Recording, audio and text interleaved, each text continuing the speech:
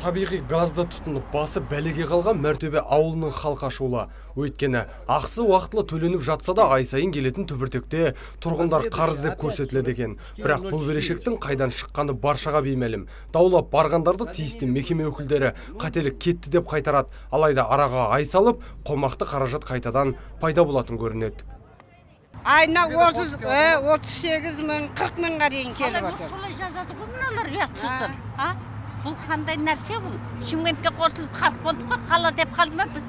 Айлығымыз мынандай емес, қала сияқты. Адамды құртып жатыр ғой мынау сайлаған бәлелерін.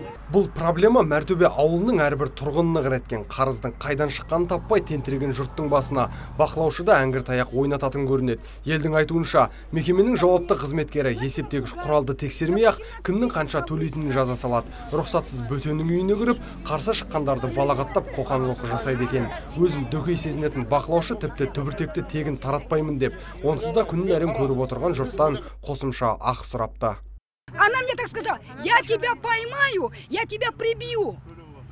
Кто она такая? Ко мне во двор участковый не имеет права зайти. А кто такая контролерша меня пугать? Дүйім жұртты дүрліктіріп зәресін алған бақылаушы бүгінгі жиында төбе көрсетпеді. Әріптестері оның белгілі себептермен жұмысынан сұранып кеткенін айтты.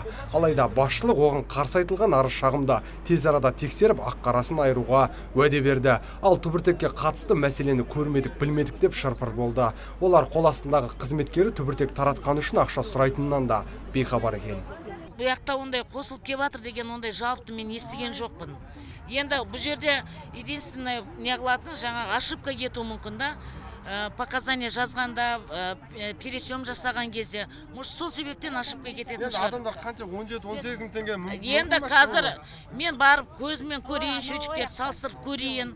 Атақ мен ештеңке көрмей, қазір ештеңке жауап айта алмаймын. Көпшіліктің көзінше уәдені үйіп төккен жауапты мамандарға мәртөбеліктер сенбейді.